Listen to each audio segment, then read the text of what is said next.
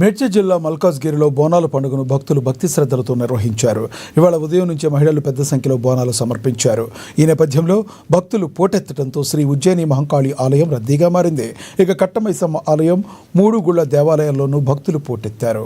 బోనాల ఉత్సవాల నేపథ్యంలో ఆలయ పరిసరాలు భక్తి పాటలతో మార్మ్రోగాయి.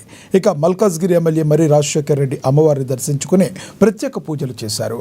ఆయనతో పాటుగా కార్పొరేటర్ సునీత రాము యాదవ్, టీఆర్ఎస్ నాయకులు జగదీష్ గౌడ్ తదితరులు బోనాల ఉత్సవాల్లో పాల్గొన్నారు.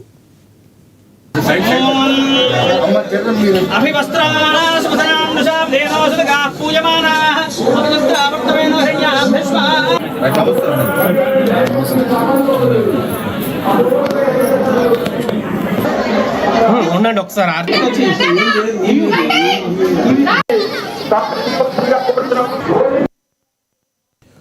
తెలంగాణ వ్యాప్తంగా ఆషాఢ మాస బోనాలు ఘనంగా నిర్వహిస్తారు.